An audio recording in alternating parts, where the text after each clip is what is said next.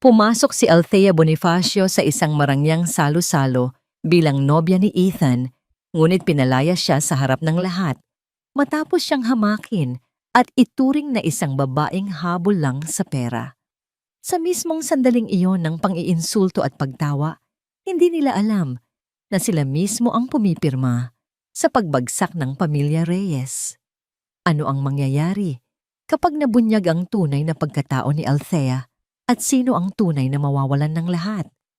Ang amoy ng bagong giniling na kape ay ang nagsisilbing pabango sa umaga ni Althea.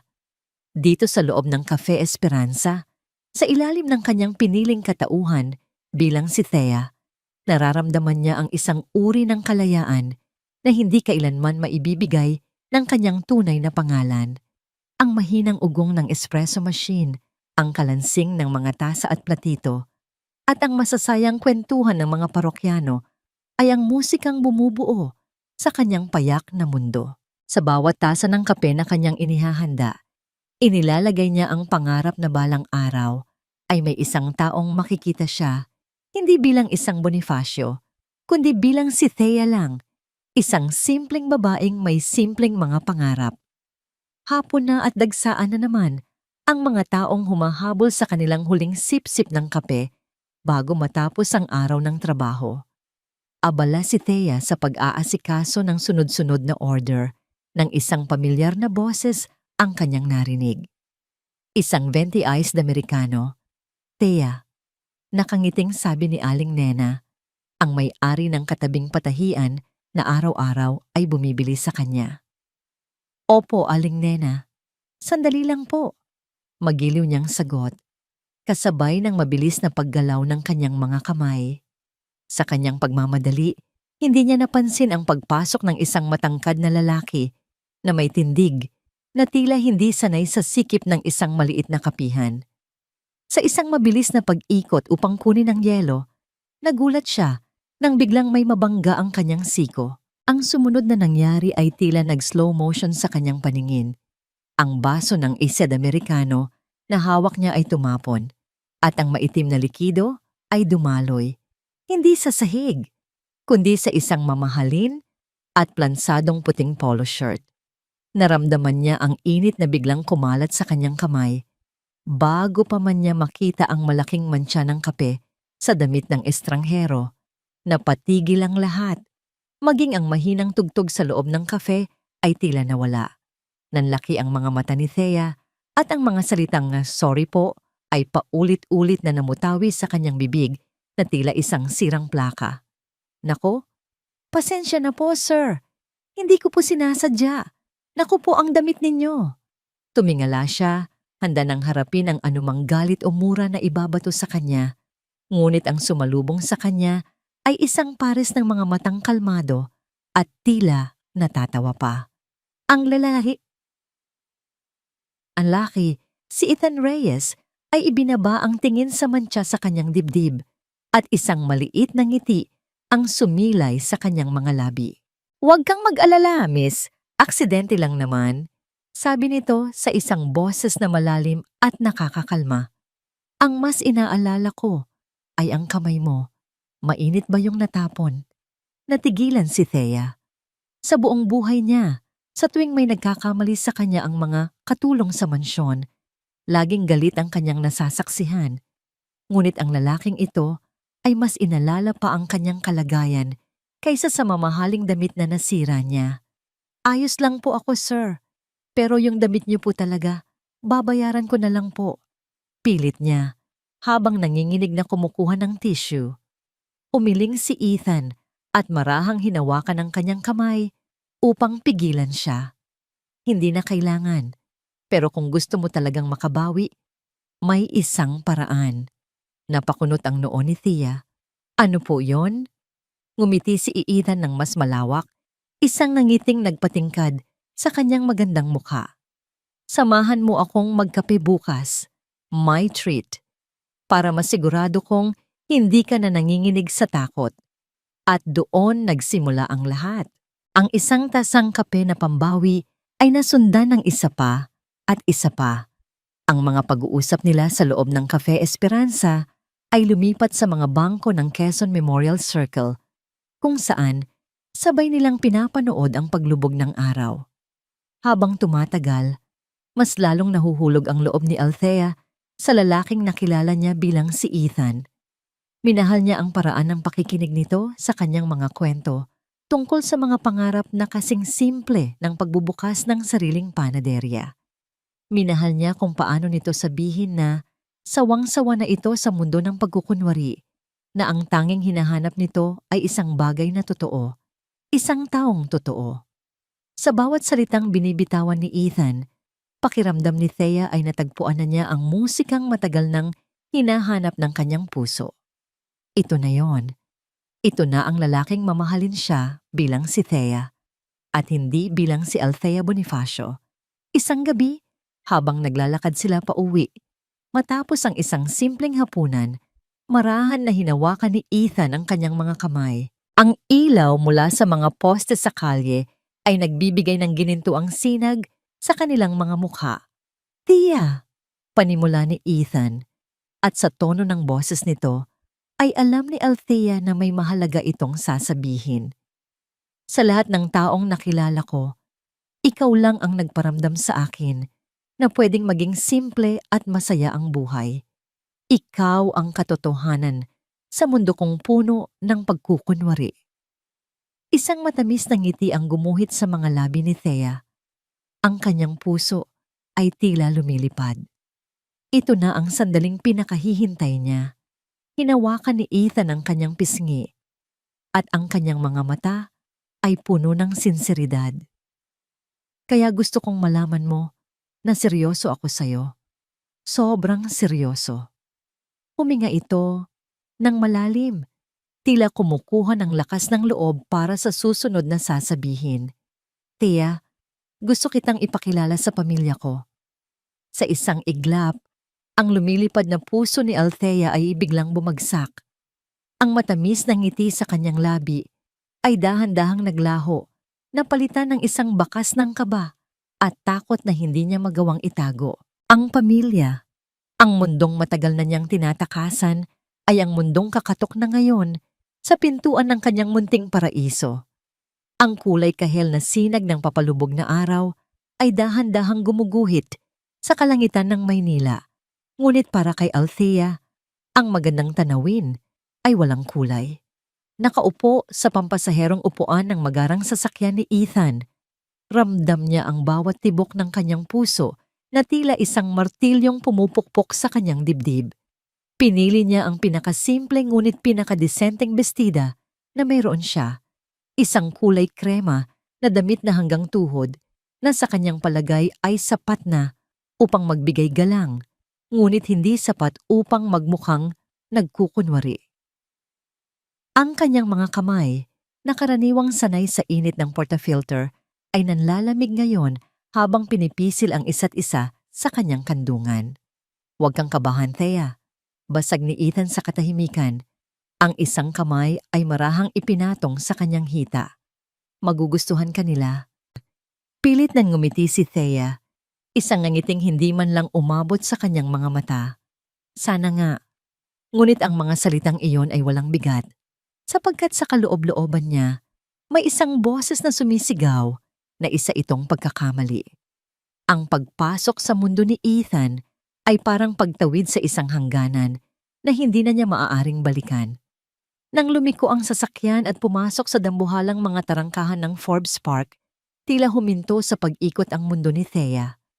Bawat bahay na kanilang madaanan ay isang palasyo, napapalibutan ng matataas na pader at perpektong inalaga ang mga hardin. Nang sa wakas ay huminto sila sa tapat ng isang mansyon na may mga haliging Romano at malawak na hagdanan, kinailangan ni Thea na paalalahanan ng sarili kung paano huminga. Ito ang klase ng lugar na nakikita lang niya sa mga magazine, ang uri ng yaman na sinadya niyang talikuran. "Handa ka na?" tanong ni Ethan. Ang ngiti nito ay tila pilit na rin. Tumangulang si Thea, dahil kung magsasalita siya, baka mautal lang siya. Pagpasok nila sa loob, ang unang bumungad sa kanya ay ang nakakabinging katahimikan. Ang sahig na gawa sa marmol ay kumikinang na parang salamin at ang bawat yapak nila ay lumilikha ng alingawngaw sa napakataas na kisame kung saan nakasabit ang isang chandelier na puno ng kristal. Ang hangin ay may amoy ng mamahaling floor polish at isang bagay na hindi niya mawari. Marahil ay ang amoy ng lumang pera. Sa dulo ng engrandeng hagdanan, isang babae na may perpektong ayos at tindig ng isang reyna ang naghihintay.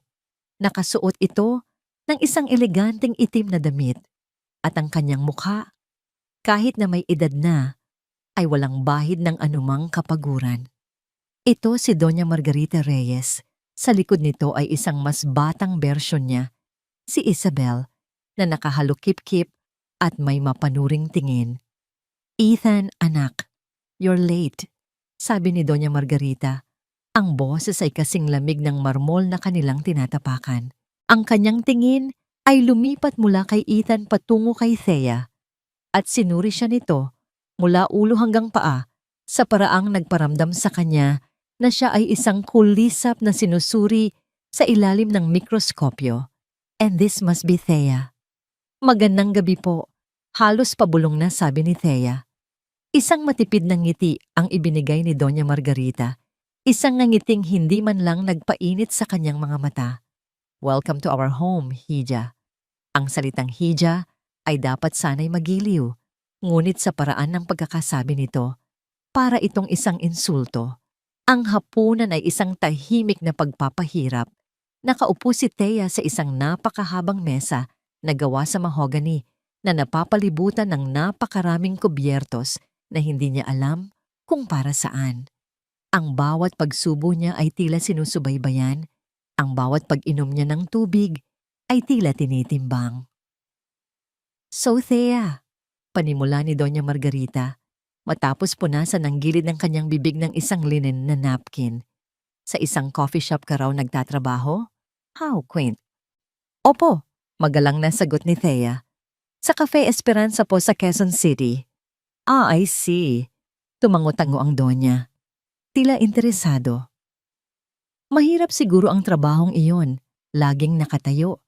Sapat ba ang kinikita mo sa pagtitimpla ng kape para sa mga luho mo, Hija?" Ang tanong ay binitiwan na parang isang biro, ngunit ang talim sa likod nito ay kasing tulis ng kutsilyong gamit niya. Naramdaman ni Thea ang pag-init ng kanyang mga pisngi. "Sapat lang po para sa mga pangangailangan ko. Simple lang po ang pamumuhay ko." "Of course," sabat naman ni Isabel, sabay lapag ng kanyang bagong-bagong Louis Vuitton na bag sa bakanting upuan sa tabi niya. Iba talaga ang simple living. "Ako, sinubukan ko yan nung isang linggo. I didn't use my credit card for a whole day. It was so liberating." Isang mapanuyang tawa ang pinakawalan nito. "Ma Isabel, tama na." Pakiusap ni Ethan, ngunit ang kanyang boses ay mahina at walang kapangyarihan. Isang matalim na tingin lang mula sa kanyang ina ay sapat na para patahimikin siya at ibalik ang kanyang atensyon sa kanyang pagkain. At sa sandaling iyon, nakita ni Thea ang katotohanan. Nakita niya ang kahinaan sa mga mata ni Ethan, ang takot nito sa sariling pamilya. Ang lalaking nangako na ipagtatanggol siya ay walang nagawa, kundi ang manahimik habang siya ay dahan-dahang dinudurog. Ang pagkabigo ay kumalat sa kanyang puso na parang lason, mas masakit pa kaysa sa lahat ng mapanuyang salita na narinig niya. Matapos ang tila walang katapusang hapunan, nagpaalam na si Thea. Si Ethan ang naghahatid sa kanya at sa loob ng sasakyan, sinubukan nitong humingi ng tawad. "I'm sorry, Thea. Ganoon lang talaga sila. They'll come around." Ngunit si Thea ay hindi na umimik. Hinayaan na lang niya ang katahimikan na maging sagot. Nang ihatid siya sa tapat ng kanyang maliit na apartment, hindi na niya ito hinintay pang bumaba. Isang mabilis na, "Salamat sa paghatid," ang kanyang sinabi, at dali-dali siyang pumasok sa loob. Isinasara ang pinto, hindi lang sa gabing iyon, kundi sa isang maliit na bahagi ng kanyang pusong umaasa. Sa kabilang dako, sa Forbes Park, ang nakakabinging katahimikan ng mansyon ay mas nagpatingkad sa tensyon. Inilapag ni Ethan ang susi ng kanyang sasakyan sa isang maliit na mesang pilak at hinarap ang kanyang ina na naghihintay sa kanya sa sala na parang isang manghuhukom. "Are you out of your mind, Ethan?" Ang mariing tanong ni Doña Margarita. Ang bawat salita ay tila may lason. "Isang barista? Sa lahat ng babaeng pwede mong dalhin dito, isang hamak na tagatimpla ng kape ang ipapakilala mo sa amin? Pinapahiya mo ang pangalan ng pamilyang ito." "Ma, she's a good person. Mabait si Thea," katwiran ni Ethan, ngunit alam niyang walang saysay ang kanyang mga salita. Isang mapaklang tawa ang kumawala sa mga labi ng Donya. "Mabait? Anong gagawin natin sa kabaitan niya? Mababayaran ba niyan ang mga utang natin? Maililigtas ba niyan ang kumpanyang inilubog ng ama mo?" Tumayo ito at lumapit sa kanya. Ang mga mata ay nag-aapoy sa galit at desperasyon. Tinitigan niya ng diretso ang kanyang anak. Ang kanyang boses ay bumaba sa isang mapanganib na bulong. "Hiwalayan mo ang babaeng yon o ako ang gagawa ng paraan para mawala siya sa buhay mo." Ang umaga ay dumating na may kasamang bigat, isang latak ng kapaitan mula sa nagdaang gabi. Para kay Althea, ang pamilyar na amoy ng kape sa Cafe Esperanza na dating nagbibigay sa kanya ng kapanatagan ay tila may halong pait ngayon. Bawat galaw niya ay mekanikal. Ang paggiling ng butil, ang pag-ipit ng kape sa portafilter, ang maingat na pagbuhos ng gatas. Ngunit ang kanyang isip ay malayo, pabalik-balik sa malamig na mga tingin ni Doña Margarita at sa nakabibinging katahimikan ni Ethan noong mga sandaling pinakakailangan niya ito. Ang pag-asa na kanyang iningatan ay may lamat na at hindi niya alam kung paano ito muling bubuuin. "Hoy Thea, okay ka lang?" Pukaw sa kanya ni Gina, ang kanyang katrabaho na may malapad na ngiti at laging alisto. "Kanina ka pa tulala dyan, para kang nakakita ng multo." Pilit nang ngumiti si Thea. "Wala ito, Jean. Napuyat lang siguro." Ngunit bago pa man niya maituloy ang kanyang pagkukunwari, isang pamilyar na figura ang pumasok sa pinto ng kafe. Dala-dala ang lahat ng alaalang gusto na sana niyang ibaon sa limot. Si Ethan. Ang kanyang muka ay gusot. Ang kanyang mga mata ay may bakas ng puyat. At ang kanyang perpektong ayos ay tila naglaho. Hindi siya umorder. Sa halip, lumapit ito sa counter. Ang mga mata ay nakatuon lamang kay Thea, puno ng pagsusumamo. "Thea, can we talk?" Mahinang pakiusap nito, sapat lang para marinig nilang dalawa. Umiling si Thea, hindi tumitingin sa kanya. "Marami akong ginagawa, Ethan. Please." Pagpapatuloy nito, hindi natitinag. Kahit 5 minuto lang, sa labas. Nagbuntong hininga si Thea. Sa isang senyas kay Gina na siya muna ang bahala, tinanggal niya ang kanyang apron at sumunod kay Ethan sa labas. Tumayo sila sa isang sulok, malayo sa mga mata ng mga parokyano. "I'm sorry," panimula ni Ethan. Ang kanyang boses ay basag. "Walang kwenta ang ginawa ko kagabi. Natakot ako, Thea. Nadala ako sa takot. At wala nang mas nakakahiya pa kaysa roon. Patawarin mo sana ako." Hindi umimik si Thea. Hinayaan niyang magsalita ang katahimikan sa pagitan nila. Hindi sila ganoon. Pagpapatuloy ni Ethan, hindi nila nakita kung sino ka talaga. Nakita lang nila kung ano ang gusto nilang makita. Pero bibigyan kita ng dahilan para baguhin ang isip nila. Bibigyan mo ako ng pagkakataon para ipakita sa kanila at sayo kung gaano kakahalaga sa akin. Mula sa kanyang bulsa, may kinuha siyang isang maliit na kahon.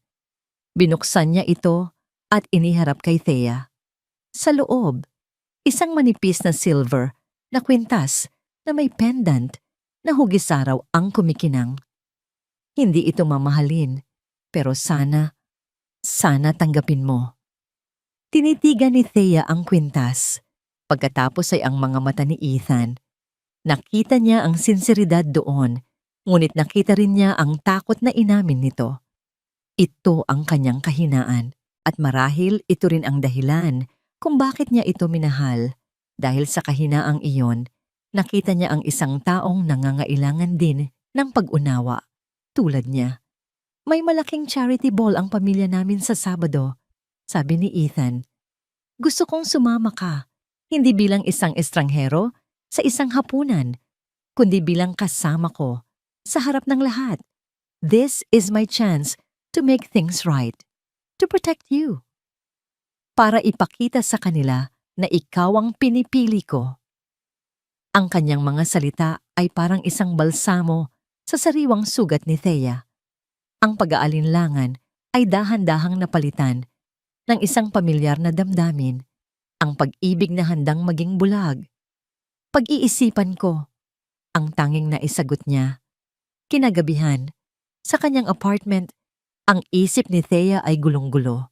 Nakaupo sa kanyang kama, hawak ang kwintas na bigay ni Ethan. Kumikinang ito sa ilalim ng liwanag ng kanyang lampara.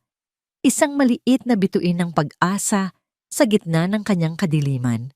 Tumunog ang kanyang laptop, hudyat ng isang video call. Sa screen, lumitaw ang mukha ng kanyang ama, si Don Miguel Bonifacio, na nakaupo sa kanyang malawak na opisina sa BGC. Ang mga gusali sa labas ng bintana nito ay kumikinang na parang mga diamante. Anak, bati nito. Ang boses ay laging may bahid ng awtoridad, ngunit may lambing kapag siya na ang kausap. Kamusta ka na dyan? Hindi ka na masyadong tumatawag. Pasensya na po pa, naging abala lang po sa trabaho. Pagsisinungaling niya. Ayos lang po ako dito. Masaya po ako. Pinagmasdan siya ng kanyang ama.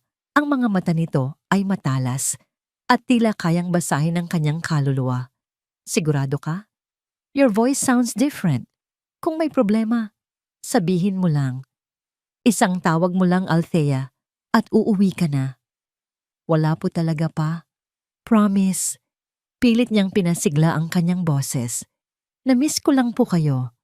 Matapos ang tawag, mas lalong bumigat ang kanyang dibdib. Nagsinungaling siya sa nag-iisang taong hinding-hindi siya pababayaan para lamang protektahan ang isang pag-ibig na hindi niya tiyak kung kaya siyang protektahan pabalik. Pumunta siya sa harap ng salamin, hawak pa rin ang kwintas. Tinitigan niya ang kanyang refleksyon. Si Thea, ang babaeng simple, ang babaeng pinili ni Ethan. Ito ba talaga ang gusto niya? Ang isuko ang kapayapaang ito para sa isang laban na hindi naman sa kanya? Ngunit habang tinititigan niya ang sarili, nakita niya ang takot sa kanyang mga mata at nagalit siya. Hindi siya pinalaki para maging isang duwag. Sa isang iglap ng desisyon, isinuot niya ang kwintas. Ang malamig na metal ay dumampi sa kanyang balat at kasabay nito ay ang isang resolusyon na ipaglalaban niya ang pag-ibig na ito. Patutunayan niya sa pamilya, Reyes, at sa kanyang sarili na karapat-dapat siyang mahalin. Habang hinahaplos niya ang pendant na hugis araw sa kanyang dibdib, isang mahinang tunog ang narinig niya mula sa kanyang telepono. Isang text message mula sa isang numerong hindi rehistrado. Dahan-dahan niya itong binuksan at ang kanyang mga mata ay nanlaki sa nabasa. Dalawang maikling pangungusap na nagpabagsak sa lahat ng tapang na kanyang inipon. Huwag kang pumunta sa party. Hindi mo magugustuhan ang mangyayari. Gabi na sa Forbes Park, ngunit sa loob ng pribadong pag-aaral ni Doña Margarita Reyes, ang oras ay tila hindi gumagalaw. Ang silid ay isang testamento sa yaman, mga antigong kasangkapan na gawa sa Nara, makakapal na Persian na alpombra at mga painting na nilikha ng mga pambansang alagad ng sining. Ngunit ang lahat ng karangyaan ito ay isa na lamang maskara, isang manipis na tabing na nagtatago sa nabubulok na katotohanan. Nakaupo sa kanyang malaking silyang balat, si Margarita ay hindi nagbabasa ng libro o o pumipirma ng tseke. Sa halip, nakatitig siya sa isang dokumento sa kanyang mesa. Isang sulat mula sa bangko na ang bawat salita ay tila isang pako na ibinabaon sa kanyang kabaong. Ang kanyang mga daliring pinalamutian ng mga diamanteng singsing ay nanginginig habang dahan-dahan niyang nilulukot ang papel.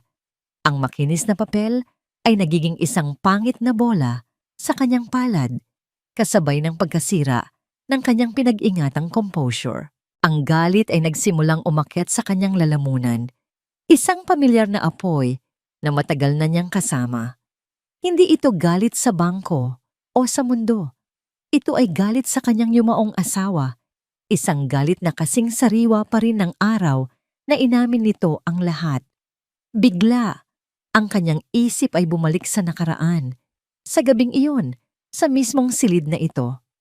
Si Ricardo, ang kanyang asawa, ay nakatayo sa tabi ng bintana. Ang likod ay nakaharap sa kanya, ang balikat ay nanlulumo. "Margarita," sabi nito, ang boses ay halos hindi marinig.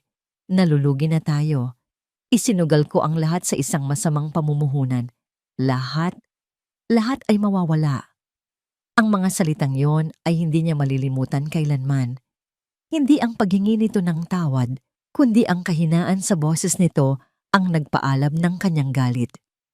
At sa pagpanaw nito, ilang buwan lamang ang nakalipas, iniwan sa kanya ang isang bagsak na imperyo at isang pangalang kailangan niyang iligtas mula sa kahihiyan. Ang marahas na pagtunog ng kanyang telepono ang pumutol sa kanyang pagbabalik tanaw. Isang pribadong numero. Alam na niya kung sino ito. Huminga siya ng malalim.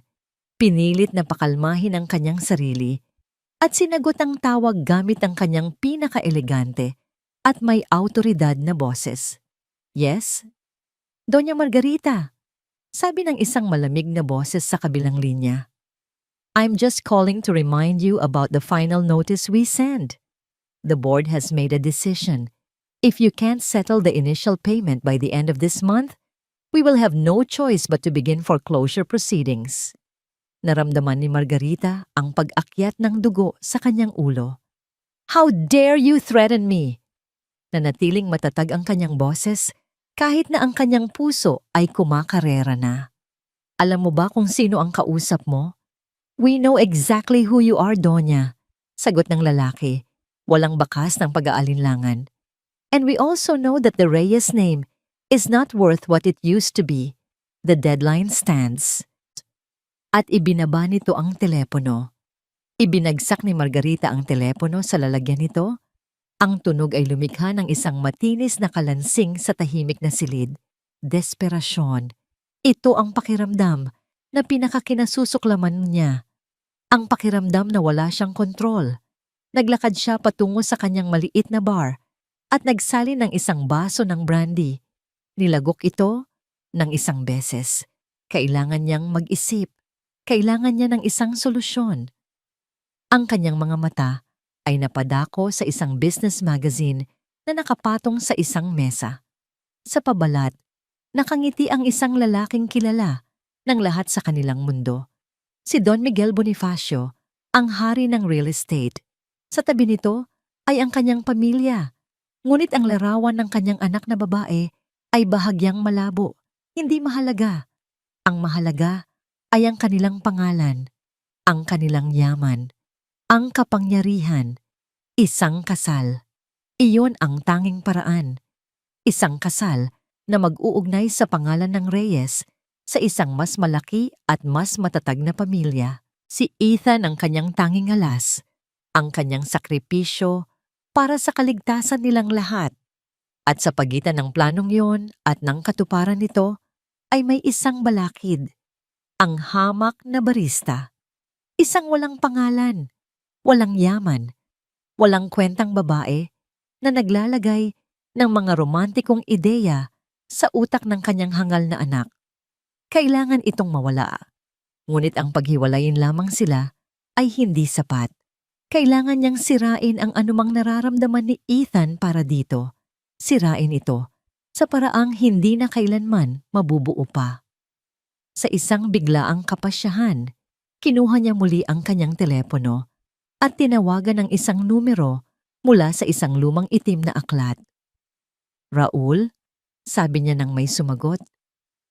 Margarita Reyes ito. May ipapatrabaho ako sa'yo. May isang babae.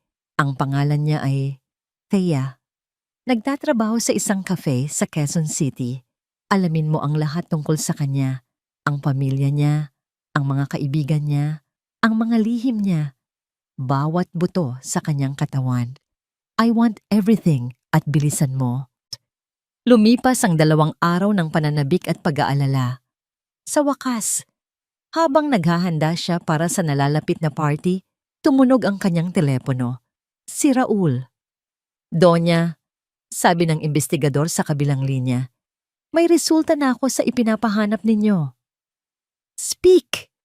Maikling utos ni Margarita habang tinitingnan ang kanyang refleksyon sa salamin. Ang babaeng nagngangalang Thea, wala po siyang kapamilya-pamilya. Wala pong record ng isang Thea na may pamilya. Ayon sa mga nakalap kong impormasyon mula sa mga kapitbahay at sa tinitirhan niyang apartment, ampon po siya at kasalukuyang namumuhay mag-isa. Natigilan si Margarita. Isang ngiti, isang mabagal, malamig, at puno ng kalkulasyon ng ngiti. Ang unti-unting gumuhit sa kanyang mga labi. Perpekto. Mas perpekto pa kaysa sa inaasahan niya. Isang ampon, isang ulila, isang taong walang sinuman, walang babalikang pamilya, walang magtatanggol. Siya ang perpektong biktima para sa isang perpektong plano. Ang kanyang isip ay nagsimulang maglatag ng mga eksena para sa Sabado ng gabi. Bawat detalye ay maingat na inilalagay sa tamang lugar. Ang entablado ay nakahanda na. At sa gabing iyon, sa harap ng lahat, ipapakita niya sa kanyang anak at sa buong mundo kung ano ang nangyayari sa mga basurang nagtatangkang pumasok sa kanyang palasyo. Ang mga salita sa text message ay paulit-ulit na umikot sa isipan ni Althea na parang isang basag na plaka, isang mapanirang ugong sa gitna ng katahimikan ng kanyang apartment. Huwag kang pumunta sa party. Sino ang nagpadala noon? Isang kaibigan na nag-aalala? O isang kaaway na nais maghasik ng takot? Ang bawat teorya ay mas lalong nagpapabigat sa kanyang dibdib. Sa Biyernes ng gabi, isang araw bago ang nakatakdang pagdiriwang, pakiramdam niya ay napapalibutan siya ng mga aninong hindi niya makita. Nakatayo siya sa tabi ng kanyang bintana. Pinagmamasdan ang walang katapusang daloy ng mga sasakyan sa ibaba. Ang mga ilaw nito ay tila mga naglalakbay na bituin. Ngunit sa halip na mamangha, naramdaman niya ang pag-iisa. Bawat sasakyang yon ay may patutunguhan, habang siya ay narito, nalilito, sa sangandaan ng pag-ibig at pagdududa. Isang katok sa pinto ang pumutol sa kanyang malalim na pag-iisip. Nag-alinlangan siyang buksan ito, ngunit nang marinig niya ang pamilyar na boses ni Ethan na marahang tumatawag sa kanyang pangalan, ang kanyang mga takot ay bahagyang napawi. Pagbukas niya ng pinto, isang Ethan na iba sa karaniwan ang kanyang nakita. Wala ang plansadong damit, wala ang mamahaling relos. Nakasuot lamang ito ng simpleng t-shirt at maong, at sa kanyang kamay ay may hawak itong 2 helmet ng motor. Isang nakakatuksong na ngiti ang nasa kanyang mga labi. Alam kong gulong-gulo ang isip mo, sabi nito. Ang kanyang mga mata ay malambing. Kaya naisip kong kailangan nating tumakas. Kahit ngayong gabi lang. Kalimutan mo muna ang party. Kalimutan mo ang pamilya ko. Ngayong gabi, tayo lang. Hindi na niya hinintay ang sagot ni Thea. Marahan niyang hinawakan ang kamay nito at iginiya siya palabas. Ang pagsakay sa motor ni Ethan ay isang uri ng kalayaan. Ang hangin ay humahampas sa kanilang mga mukha at niyakap ni Thea si Ethan nang mahigpit. Ipinipikit ang kanyang mga mata at dinadama ang bawat sandali. Ang mga problema ay tila naiwan sa alikabok na kanilang nililikha. Huminto sila, hindi sa isang magarbong restaurant, kundi sa isang maliit, maingay, at mausok na kainan sa gilid ng kalsada, kung saan ang amoy ng inihaw na baboy ay nangingibabaw sa hangin. Umupo sila sa mga upuang plastik sa ilalim ng liwanag ng isang solong bumbilya. "Pasensya ka na kung dito kita dinala," sabi ni Ethan habang nag-o-order ng 2 platong sisig at kanin. Pero dito, walang nagpapanggap. Totoo ang lahat, mula sa pagkain hanggang sa mga tao.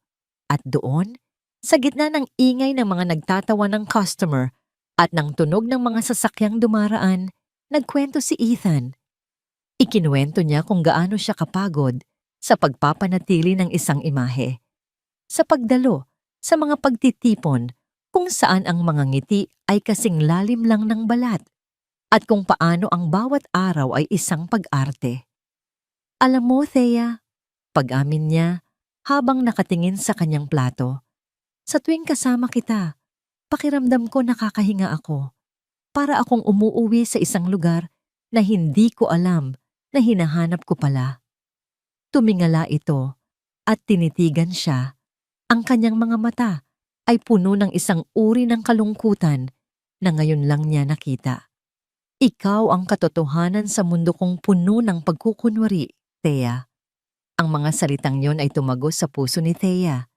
Lahat ng pagdududa, lahat ng takot na dala ng misteryosong text message ay naglaho na parang bula. Ang kahinaan na nakita niya kay Ethan sa mansyon ng mga ito ay napalitan ng isang imahe ng isang lalaking naghahanap din ng kanlungan. At gusto niyang siya ang maging kanlungan na yon.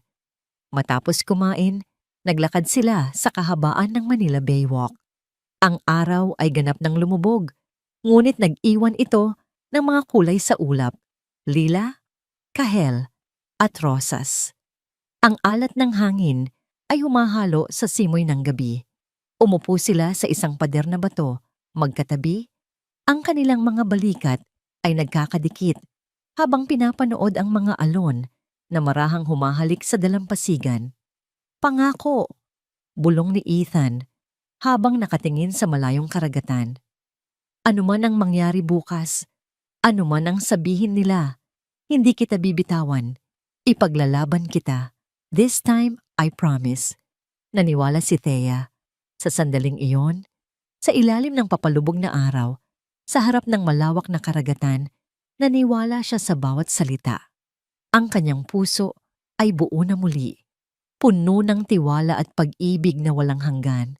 Nang ihatid siya pabalik sa kanyang apartment, ang katahimikan sa pagitan nila ay hindi na nakakabingi, kundi puno ng mga pangakong hindi na kailangang bigkasin.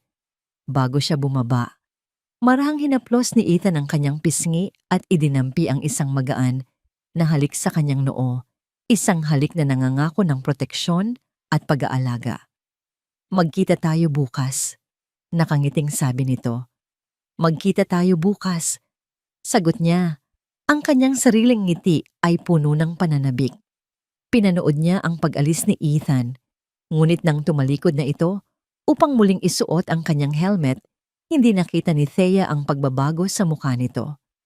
Ang nangiti sa kanyang mga labi ay naglaho, at sa isang saglit, sa ilalim ng madilim na ilaw ng poste, isang anino ng pagkakasala at hindi maipaliwanag na takot ang gumuhit sa kanyang mga mata bago ito tuluyang humarurot paalis sa kadiliman ng gabi. Ang gabi ng pagdiriwang ay dumating na may dalang hangin ng karangyaan at mga pangakong kumikinang na parang mga bituin. Habang nasa sasakyan papunta sa mansyon ng mga Reyes, mahigpit na hinawakan ni Althea ang kamay ni Ethan. Ang palad nito ay ang tanging pamilyar na bagay sa mundong malapit na niyang pasukin. Ang suot niyang bestida ay simple, ngunit elegante. Isang kulay krema na damit na binili niya mula sa kanyang naipon. Isang piraso ng kanyang sariling pagkatao sa gitna ng isang gabing alam niyang puno ng pagkukunwari. Sa kanyang dibdib, nakapatong ang pendant na hugis araw. Ang malamig na metal nito ay isang paalala ng binitawang pangako ni Ethan kagabi. Isang pangakong pinanghahawakan niya ngayon na parang isang anting-anting. Pagbaba nila ng sasakyan at pagtapak Sa pulang alpombra na nakalatag sa hagdanan, agad na naramdaman ni Thea ang daan-daang pares ng mga matang nakatutok sa kanila. Ang bulwagan ay naliligo sa ginintuang liwanag mula sa dambuhalang mga chandelier. At ang hangin ay puno ng amoy ng mamahaling pabango at champagne. Ang bawat babae ay nakasuot ng mga gown na tila hango sa mga pahina ng isang fashion magazine, pinalamutian ng mga alahas na kumikinang sa bawat galaw. Ang bawat lalaki ay may tindig ng kapangyarihan, at siya, si Thea, ay tila isang maya na napadpad sa pugad ng mga agila. Ang mga bulungan ay nagsimula, mahihina, ngunit matutulis, na parang mga bubuyog na umiikot sa kanyang tainga. Sino yan? Simple lang ang suot. Siguro ay isa sa mga staff. Naramdaman niya ang paghigpit ng hawak ni Ethan sa kanyang kamay. Huwagan mo silang pansinin, bulong nito. Ang mahalaga, nandito ako. Sinubukan ni Thea ng ngumiti, ngunit pakiramdam niya ay isa lamang itong pilit na pagngiwi. Iginiya siya ni Ethan sa isang medyo tahimik na sulok, malapit sa isang balkonaheng may tanawin ng malawak na hardin.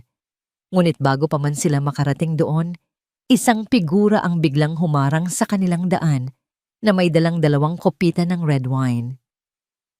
Si Isabel, ang kanyang ngiti ay kasing tamis ng pulot, ngunit ang kanyang mga mata ay may malamig na kislap. Ethan, kuya, and you must be Thea. Finally, we meet again. Sabi nito sa isang matinis na boses. At sa isang kilos na tila sinadya, ngunit pinagmukhang isang aksidente, bigla itong natisod.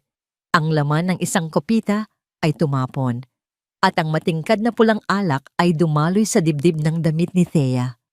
Ang kulay krema na tela ay mabilis na sinipsip ang alak, na lumikha ng isang malaki at pangit na mantsa na tila isang dumudugong sugat. Isang kolektibong pagsinghap ang narinig mula sa mga taong nakapaligid sa kanila.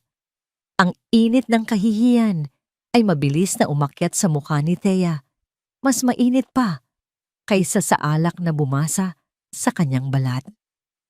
Oh my goodness, I'm so sorry. Sigaw ni Isabel, ang kanyang pagkukunwaring gulat ay perpekto. Ang clumsy ko talaga. Isabel! Sigaw ni Ethan, ang kanyang boses ay puno ng galit. Agad siyang kumuha ng isang napkin at sinubukang punasan ng mantsa, ngunit mas lalo lang itong kumalat. Tara, Thea. Sa loob, hahanap tayo ng paraan. Hinawakan ni Ethan ang braso ni Thea upang ihatid siya palayo sa mga mapanuring mata ng mga bisita. Ngunit isang boses ang pumigil sa kanila, isang boses na kalmado, kontrolado, ngunit may bigat na kayang magpatigil ng lahat. Ethan, si Doña Margarita. Nakatayo ito hindi kalayuan sa kanila. Ang kanyang mukha ay walang emosyon, ngunit ang kanyang mga mata ay nakatutok sa kanyang anak na may isang babala. Ang isang salitang iyon ay sapat na. Agad na natigilan si Ethan. Ang galit sa kanyang mukha ay dahan-dahang naglaho, napalitan ng pamilyar na takot. Binitiwan niya ang braso ni Thea. Naiwang nakatayo si Thea sa gitna ng lahat, mag-isa.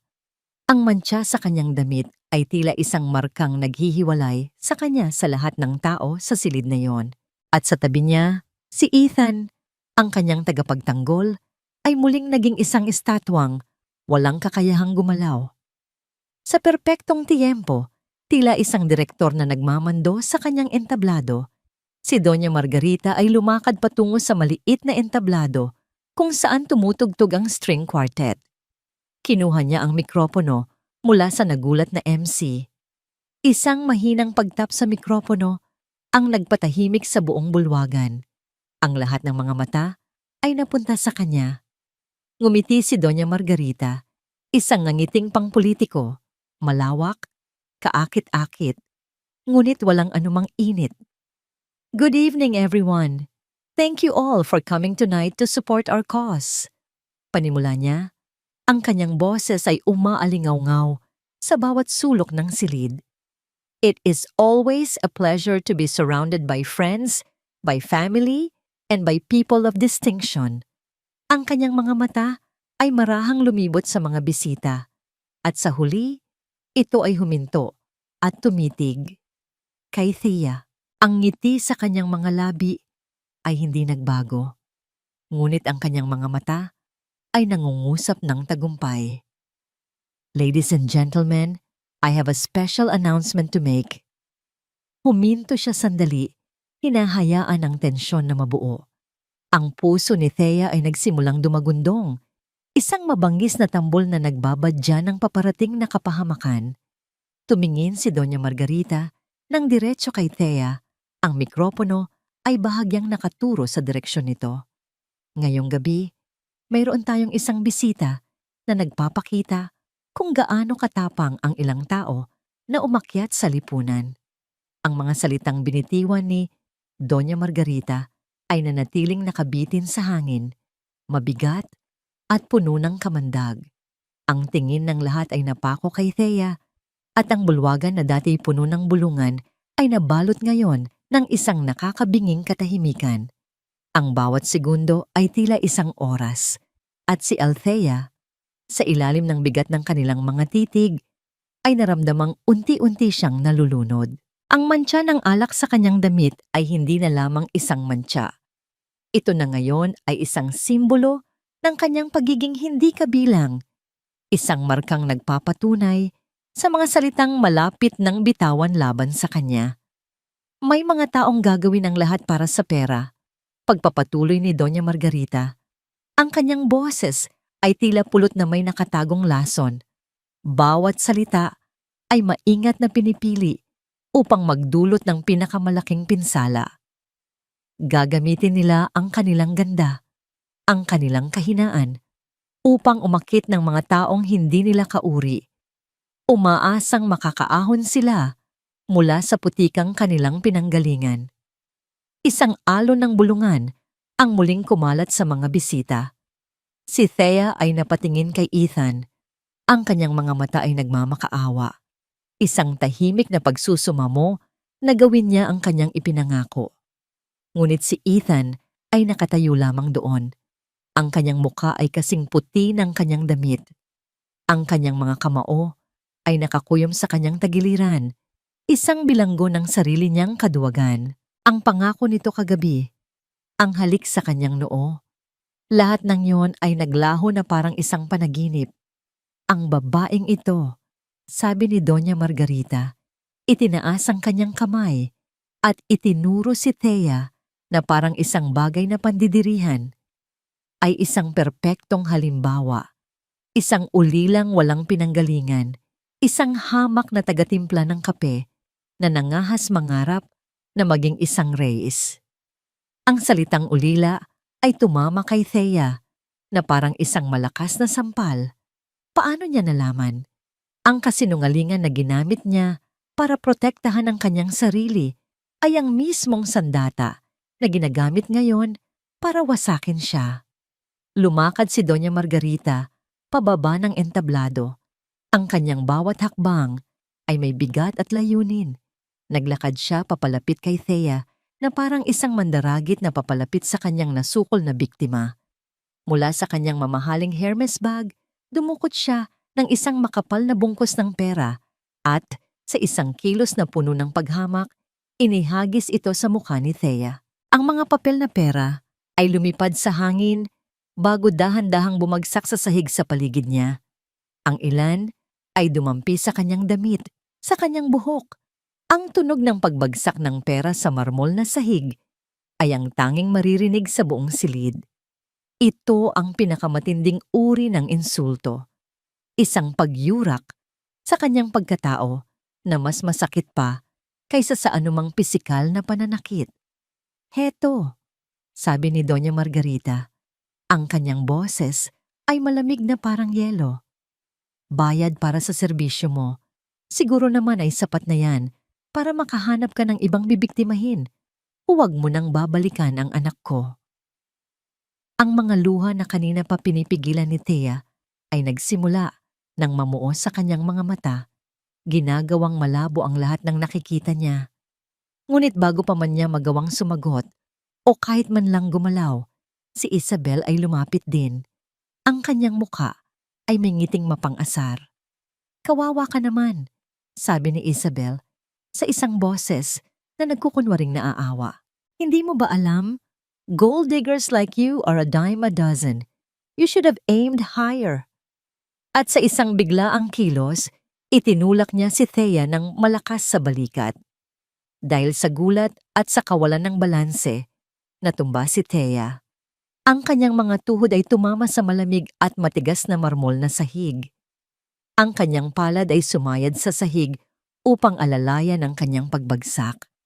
At doon, sa gitna ng bulwagan, sa harap ng daan-daang estranghero, siya ay nakaluhod na parang isang pulubi, napapalibutan ng perang inihagis sa kanya. Mula sa kanyang kinabagsakan, itinaas niya ang kanyang nanginginig na tingin. Hinanap niya ang mga mata ni Ethan. Ang kanyang puso ay sumisigaw ng kanyang pangalan. Umaasa pa rin. Sa kabila ng lahat na may gagawin ito, nakita niya ito. Nakatayo pa rin sa parehong lugar. Ang kanyang mukha ay puno ng paghihirap. Ang kanyang mga mata ay puno ng awa. Ngunit hindi pagkilos. Walang ginawa. Pinanood lang niya ang pagkasira ng babaeng sinumpaan niyang poprotektahan. At ang realisasyong iyon, ang katotohanang iyon, ang tuluyang bumasag sa anumang natitira sa kanyang puso. Palabasin ang basurang yan.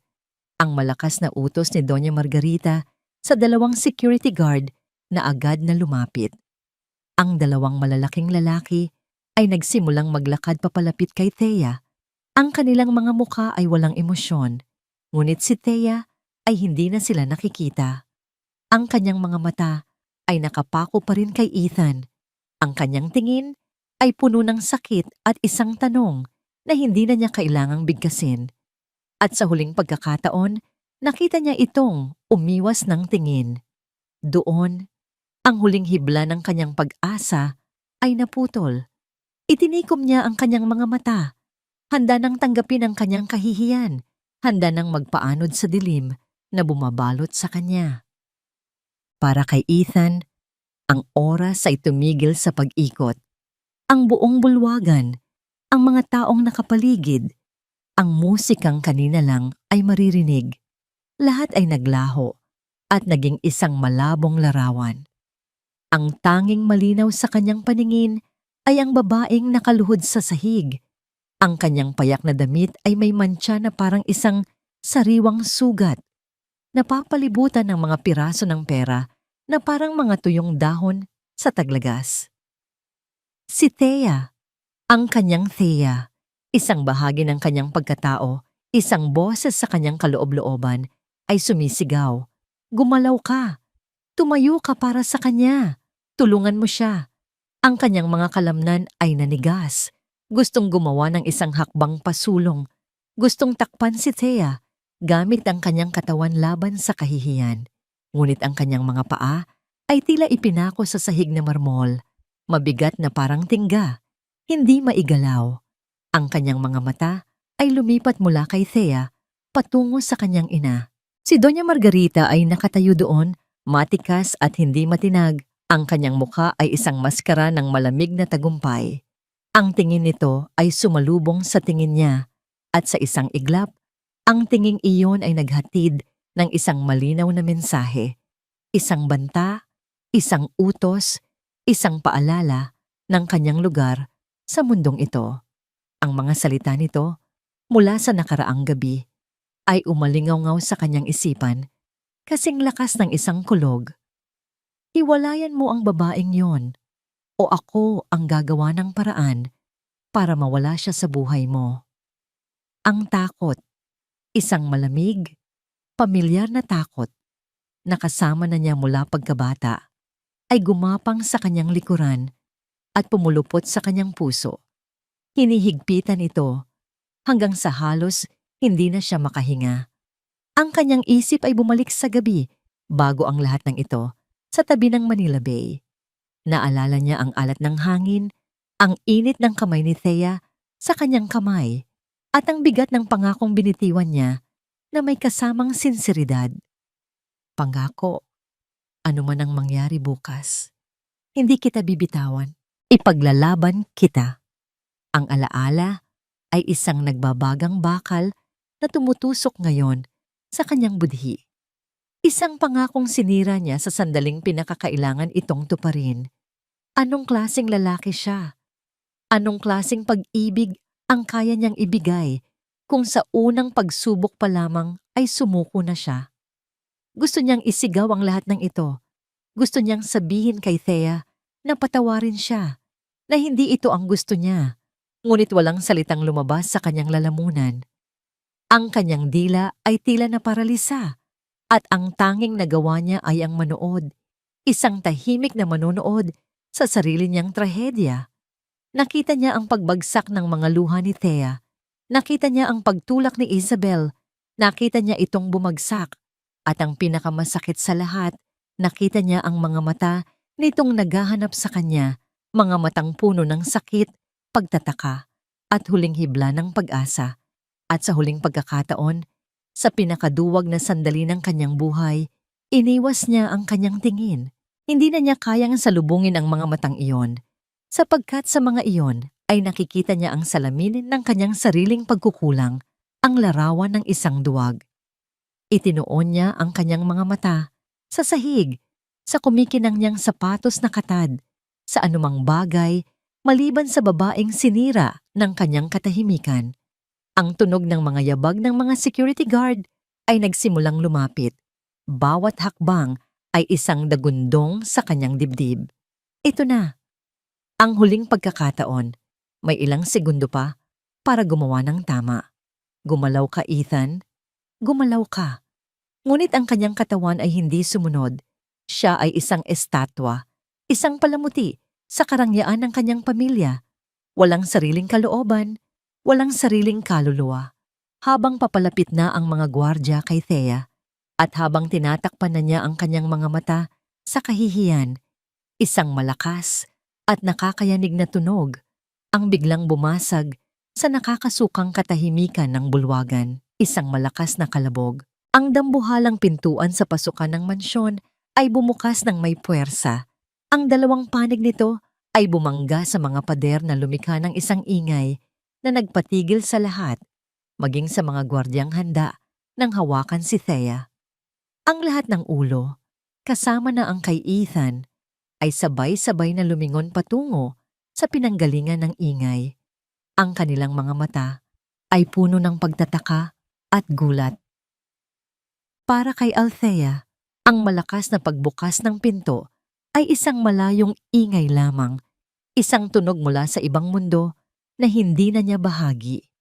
Ang kanyang katotohanan ay lumiit at naging kasing lawak lamang ng espasyo sa sahig na kanyang kinaluluhuran.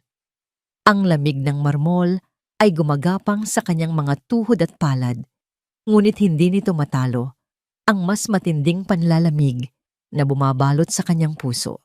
Ang mundo sa paligid niya ay gumagalaw na parang isang pelikulang naka-slow motion. Ang mga tunog ay naging mahina at malayo. Ang mga bulungan ay tila hangin na lamang. Ang mga pagsinghap ay tila mga alon mula sa malayong dalampasigan. Ang kanyang mga mata na malabo na dahil sa mga luhang hindi pa pumapatak ay nakikita lamang ang mga piraso ng isang basag na larawan. Ang kumikinang na sapatos ng mga bisitang nakapalibot sa kanya na parang isang pader. Ang mga piraso ng perang nakakalat sa sahig na parang mga tuyong dahon. Ang pulang mantsa sa kanyang damit na sumisigaw ng kanyang kahihiyan. Ngunit higit sa lahat ng ito, ang tanging larawang malinaw sa kanyang isipan ay ang mukha ni Ethan, ang mukha ng lalaking nangako sa kanya ng mundo, ng proteksyon, ng pag-ibig. Ang pangako nito ay isang musika sa kanyang pandinig kagabi lamang. Ngunit ngayon, ang katahimikan nito ay isang nakabibinging ingay na sumisira sa bawat sulok ng kanyang pagkatao. Ang pag-ibig na inakala niyang isang ligtas na kanlungan ay isa palang bitag. Ang katotohanan na hinanap niya sa mundo ng pagkukunwari ay ang pinakamasakit na kasinungalingan sa lahat. Nawala na ang galit, nawala na ang sakit. Ang natitira na lamang ay isang malawak, malamig, at nakakakilabot na kawalan. Isang emptiness. Pakiramdam niya ay isa siyang basong babasagin na tuluyan ng nabitawan, ang kanyang mga piraso ay nagkalat sa sahig at imposibleng mabuo pang muli. Ang pangarap niya na mahalin bilang si Thea, isang simpleng babae, ay naging isang bangungot na gumising sa kanya sa katotohanang kahit kailan, hindi siya maaring maging simple lamang. Ang kanyang pangalan at ang kanyang yaman ay isang anino na susundan siya kahit saan siya magtago. Ang pag-ibig, isang salitang napakaganda pakinggan, ngunit ngayon ay may lasa ng lason sa kanyang dila. Ibinigay niya ang lahat para dito, ang kanyang tiwala, ang kanyang puso, ang kanyang kahinaan, at bilang kapalit, tinanggap niya ang paghamak, pagtataksil, at ang nakakapanlumong panunood lamang ng lalaking kanyang minahal habang siya ay dinudurog. Ang mga guwardiya ay papalapit na. Nakikita niya ang kanilang mga anino sa sahig, ngunit wala na siyang pakialam. Wala nang natitirang lakas sa kanya para lumaban o kahit man lang tumayo. Handa na siyang magpatangay. Handa na siyang tanggapin na sa laban na ito natalo siya. Natalo ng walang kalaban-laban. Dahan-dahan, sa isang huling akto ng pagsuko, ipinikit niya ang kanyang mga mata. Sa dilim ng kanyang isipan, tinanggap na niya ang kanyang katapusan. Ang pagtatapos ng kanyang matamis na kasinungalingan. Ang pagtatapos ni Thea. Ngunit sa gitna ng kadilimang iyon, sa gitna ng kanyang pagsuko, isang boses ang bumasag sa lahat. Isang boses na hindi niya narinig sa loob ng napakatagal na panahon sa ganitong tono. Isang boses na puno ng yelo, bakal, at walang kapantay na kapangyarihan. Isang boses na kaya niyang kilalanin kahit saan, kahit sa gitna ng 1,000 tao. Ang boses ng kanyang ama.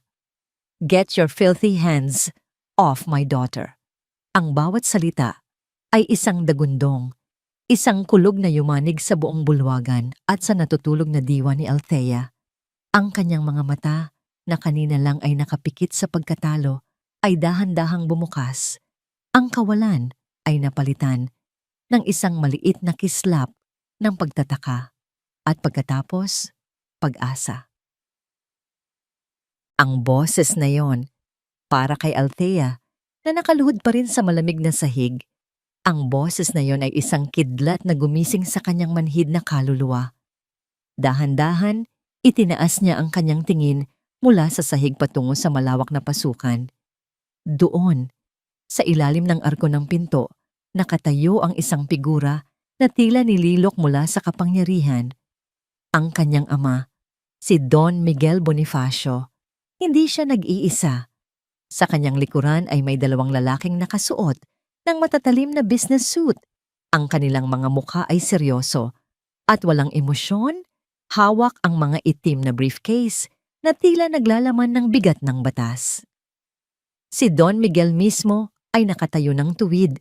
Ang kanyang mamahaling Amerikana ay perpektong nakapatong sa kanyang mga balikat. Ang kanyang mukha ay isang kalmadong karagatan bago ang isang marahas na bagyo. Ang mga bulungan na kanina lamang ay muling nagsisimula ay biglang namatay. Ang mga bisita ay tila mga estatwang sabay-sabay na napako sa kanilang kinatatayuan. Ang kanilang mga mata ay lumilipat mula sa dambuhalang figura sa pintuan patungo sa babaeng nakaluhod sa sahig at pabalik. Ang isang tanong ay nabuo sa isipan ng lahat. Sino ang taong ito? Ngunit si Doña Margarita ay hindi na kailangang magtanong. Ang kulay ay unti-unting nawala sa kanyang mukha at ang kanyang mga labi na kanina lang ay may mapanuyang ngiti ay bahagyang nakaawang ngayon sa hindi makapaniwalang pagkatulala. Ang kanyang mga mata ay nanlaki sa pagkilala at pagkatapos sa isang uri ng takot na hindi pa niya naramdaman sa buong buhay niya. Ang pangalan ay namutawi sa kanyang isipan na parang isang sumpa. Bonifacio. Naglakad si Don Miguel. Ang kanyang mga sapatos na gawa sa balat ay lumilikha ng isang mabagal. Sinasadyang tunog sa marmol na sahig. Isang ritmong tila nagmamarka sa pagtatapos ng isang panahon. Ang mga tao ay kusang loob na tumabi, na parang mga alon na humahati upang magbigay daan sa isang hari. Walang sino man ang nangahas na huminga ng malakas. Ang kanyang mga mata ay hindi lumibot. Nakatuon lamang ito sa iisang direksyon, sa kanyang anak. Nilampasan niya si Isabel na tila ito ay hangin. Nilampasan niya si Ethan, hindi man lang ito binigyan ng isang sulyap. Huminto siya ng direkta sa harap ni Althea. Sa isang iglap, ang malamig at bakal na ekspresyon sa kanyang muka ay naglaho. Napalitan ng isang sakit na tanging isang ama lamang ang makakadama. Marahan, lumuhod siya sa isang tuhod. Hindi alintana ang kanyang mamahaling pantalon o ang mga matang nanonood. Hinubad niya ang kanyang Amerikana at maingat na ipinatong ito sa mga balikat ni Althea. Tinatakpan ng mantsa ng alak at ang kahihiyang idinulot nito. Binabalot siya sa init at sa pamilyar na amoy ng kanyang pabango. Anak, bulong niya, ang kanyang boses ay puno ng lambing na para lamang sa kanya. Let's go home! Inanggat niya si Althea patayo. Ang kanyang mga kamay ay matatag at puno ng suporta. Sa tulong ng kanyang ama, naramdaman ni Althea ang lakas na unti-unting bumabalik sa kanyang mga binti. Tumayo siya, hindi na bilang Thea na biktima, kundi bilang Althea, na may proteksyon ng kanyang ama sa kanyang likuran. Sandali! Ang nanginginig na sigaw ni Doña Margarita na tila natauhan mula sa kanyang pagkatulala. Sino ka para basta na lang pumasok dito? At anong karapatan mong angkinin ang babaeng yan? Humarap si Don Miguel sa kanya at ang malamig na maskara ay bumalik sa kanyang mukha.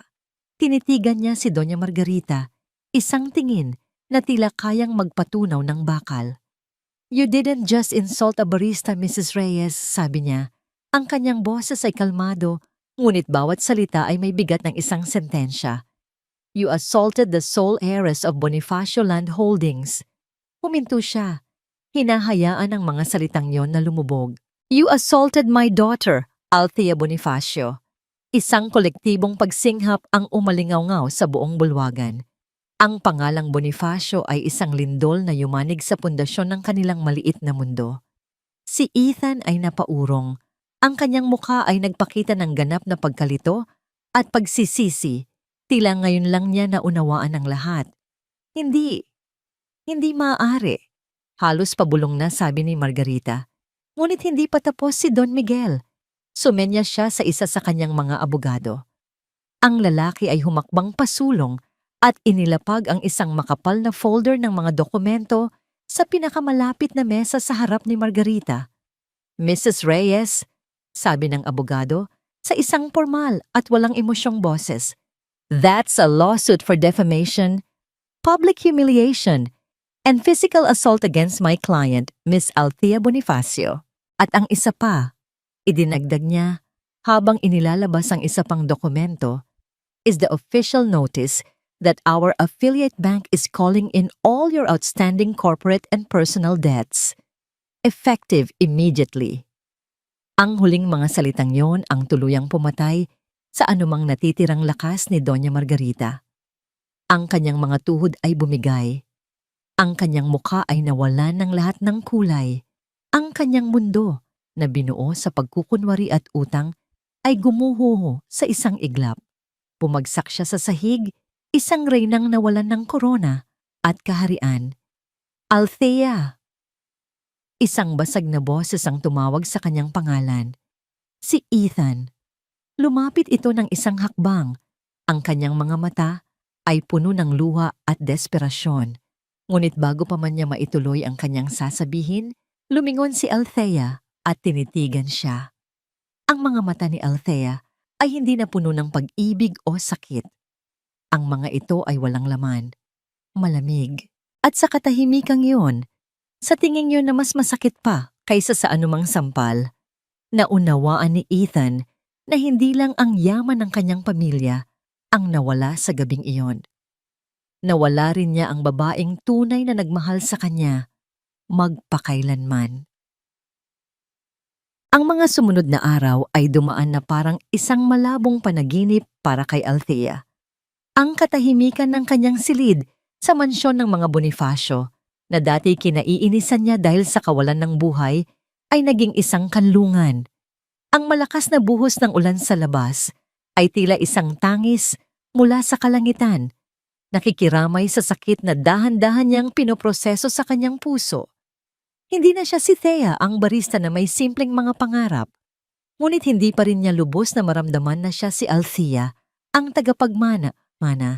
Sa ngayon, siya ay isang babaeng nasa pagitan ng dalawang mundo, pinipilit na buuin ang mga basag na piraso ng kanyang pagkatao.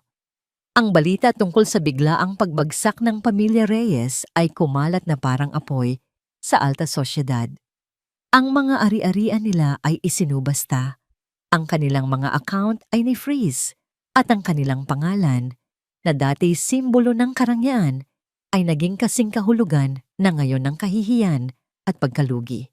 Ngunit para kay Althea, ang mga balitang ito ay hindi nagdulot ng kasiyahan o paghihiganti.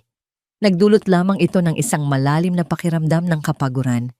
Isang hapon, habang nakaupo siya sa tabi ng bintana at pinapanood ang pagtila ng ulan, kumatok at pumasok ang kanyang ama. May dala itong isang tasa ng mainit na tsa. "Para sa'yo, anak," sabi ni Don Miguel. Ang kanyang boses ay malumanay. Umupo ito sa tapat niya. "Alam kong kailangan mo ng panahon, pero gusto ko lang malaman mo na nandito lang ako. Ano man ang desisyon mo, susuportahan kita." Tumingin si Althea sa kanyang ama, at sa unang pagkakataon mula noong gabing iyon, isang tunay na emosyon ang gumuhit sa kanyang mukha. Pasasalamat. "Salamat po, pa," halos pabulong niyang sabi. "Patawad po kung nagsinungaling ako." Umiling si Don Miguel. "Naiintindihan ko, Althea. Hinanap mo ang isang bagay na totoo. At minsan, sa paghahanap na yon, nasasaktan tayo. Ang mahalaga ay kung paano ka babangon." Ang kanilang pag-uusap ay nagpatuloy, hindi bilang isang tycoon at ang kanyang tagapagmana, kundi bilang isang ama at isang anak na muling nagkakaugnayan. At sa mga sandaling iyon, naramdaman ni Althea ang isang uri ng paghilom na nagsisimula sa kanyang kalooban.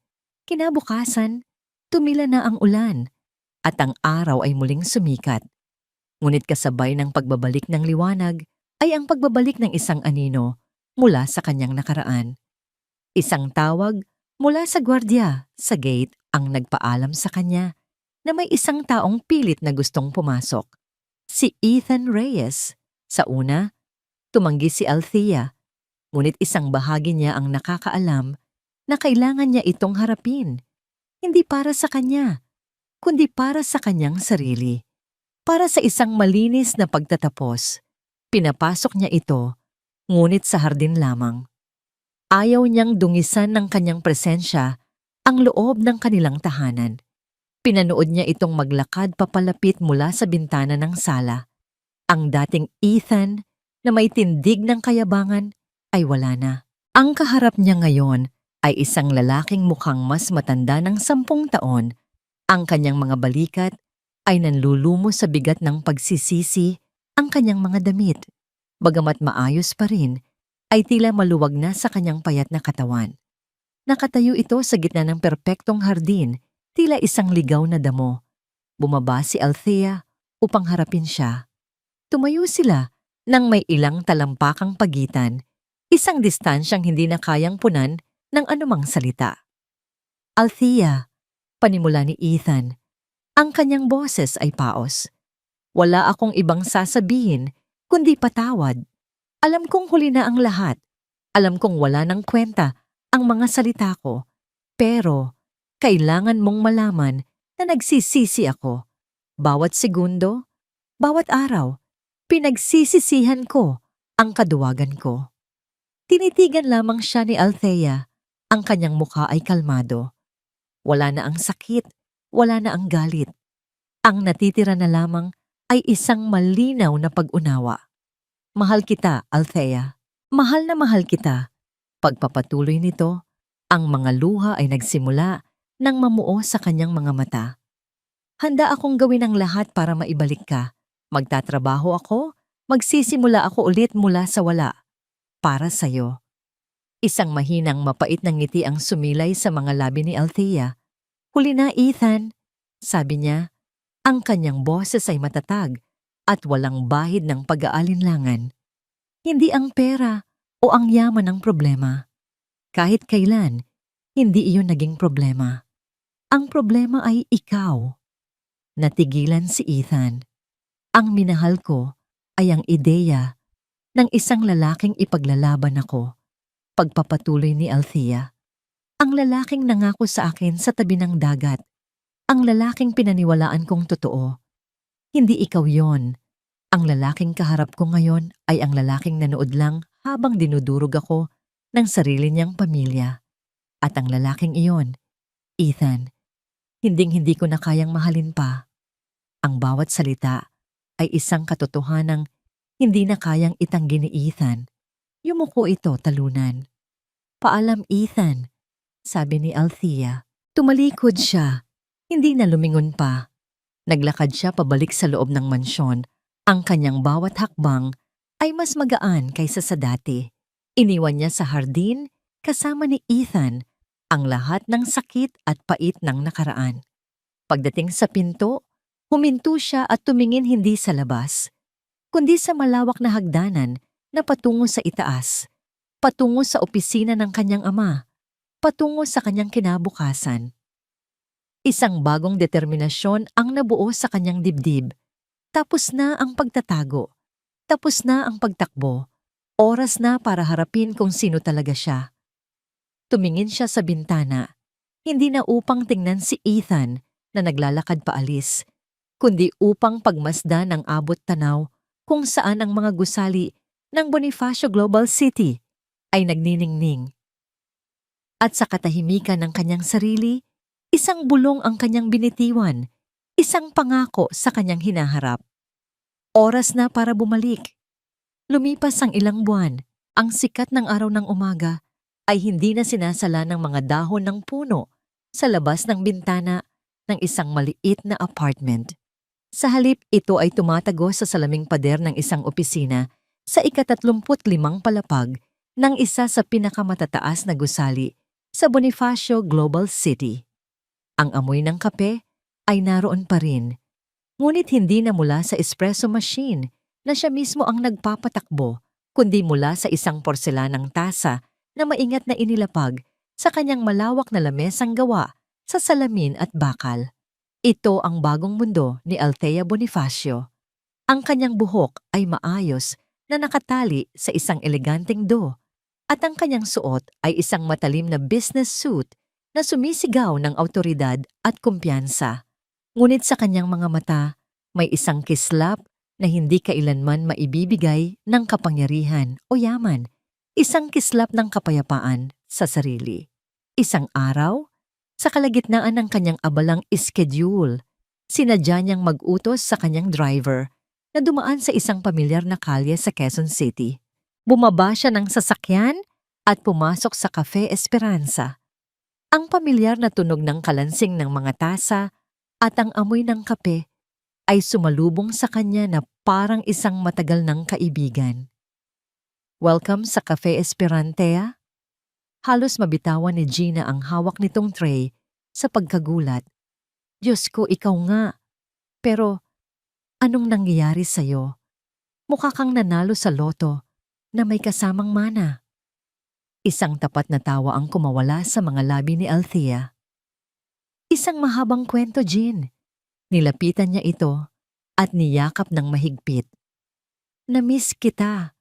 Namiss ko kayong lahat. Gusto ko lang magpasalamat sa lahat. Ang kanilang maikling pagkikita ay puno ng tawanan at tunay na pagkakaibigan. Bago umalis, iniwan ni Althea ang isang sobre para kay Aling Nena. sapat upang mabago ang buhay nito at mapalago ang maliit na kafe na minsang naging kanlungan niya. Habang naglalakad siya palabas, alam niyang isinasara na niya ang isang kabanata, hindi sa pamamagitan ng paglimot, kundi sa pamamagitan ng pasasalamat. Pagbalik sa BGC, ang malambot na Althea ay napalitan ng isang matatag na leader. Pumasok siya sa isang conference room kung saan naghihintay ang mga pinakamatataas na ehekutibo ng Bonifacio Land Holdings, mga lalaking may edad na at sanay sa mundo ng korporasyon. "Good morning," bati niya. At ang lahat ay tumahimik. Tumayo siya sa harap ng isang malaking screen na nagpapakita ng mga plano para sa isang bagong proyekto. "As you can see, the proposal is to develop this land into a mixed-use community.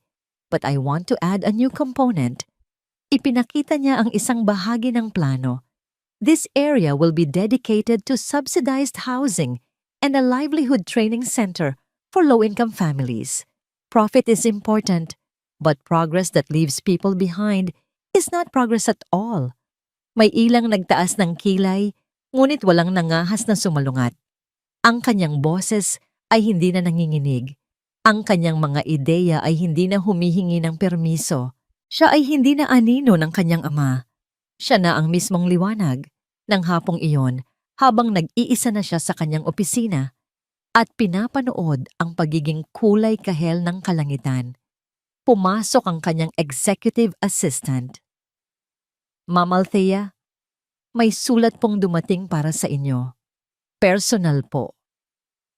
Inilapag nito sa kanyang mesa ang isang simpleng puting sobre. Walang pangalan ng nagpadala, ngunit kilala niya ang sulat kamay. "Ethan." Tinitigan niya ang sobre ng ilang sandali. Ang dating Althea ay marahil bubuksan ito nang may panginginig, umaasa sa mga salitang magpapagaling sa kanyang sugat. Ang Thea na puno ng galit ay marahil pupuniting ito nang hindi binabasa. Ngunit ang Althea na kaharap niya ngayon ay iba na. Kinuha niya ang sulat, hindi ito binuksan. Lumakad siya patungo sa isang maliit na estante kung saan nakalagay ang ilang mga personal na gamit. Mayroon doon isang maliit na kahoy na baul. Ang baul kung saan niya itinatago ang mga alaala ng kanyang ina. Dahan-dahan, inilagay niya ang sulat sa loob, sa tabi ng mga lumang litrato at mga press clipping. Isinara niya ang baul. Ang nakaraan ay may sarili ng lugar. Hindi na ito kailangang buksan pa. Lumabas siya sa pribadong balkonahe ng kanyang opisina. Mula doon, tanaw niya ang buong syudad, isang karagatan ng mga kumikinang na ilaw. Bawat isa ay isang kwento, isang pangarap. Ang malamig na hangin ng gabi ay humaplos sa kanyang mukha. Hindi na siya si Thea na nagtatago sa pagiging simple. Hindi na siya si Althea na winasak ng isang masakit na pag-ibig. Siya si Althea Bonifacio, buo, malaya, at handa nang simulan ang kanyang tunay na kwento. At sa unang pagkakataon, sa ilalim ng mga bituin na tila abot kamay na niya, isang ngiti ang gumuhit sa kanyang mga labi. Isang ngiting hindi dahil sa kilig o sa tagumpay laban sa iba, kundi isang nangiti ng isang taong sa wakas ay natagpuan na ang kanyang tunay na halaga sa sarili niyang mga kamay. Sa huling hanshin ko, Coach Yengnay, malinaw na hindi kayamanan, apelyido, ay kapangyarihan ang tunay na sukatan ng halaga ng isang tao, kundi ang dignidad, prinsipyo, at kakayahang tumayo kahit wasak na ang puso. Si Althea Bonifacio ay minsang pinili ang manahimik, magpakumbaba, at magmahal ng totoo. Ngunit nang yurakan ang kanyang pagkatao, pinili niyang magising at ipaglaban ang sarili. At sa kanyang paggising, kusang gumuho ang mga taong nabuhay sa kasinungalingan, kasakiman, at pagmamataas. Ang pamilyang Reyes ay naging paalala na ang kasamaan, gaano man ito katagal magtago sa likod ng karangyaan, ay may hangganan. Sa huli, ang mabuti ay ginagantimpalaan, hindi dahil naghiganti si Althea, kundi dahil pinili niyang maging matatag, malaya, at totoo sa sarili. Ikaw, Kung ikaw ang nasa kalagayan ni Althea, pipiliin mo bang manatiling tahimik o ipaglaban ang iyong halaga? Naniniwala ka ba na darating din ang hustisya sa tamang panahon? At sa mga nanonood naming patuloy na sumusuporta, kumusta ka? May kwento ka rin bang nais ibahagi? Huwag kang mag-atubiling magkomento sapagkat mahalaga sa amin ang iyong tinig. Tata,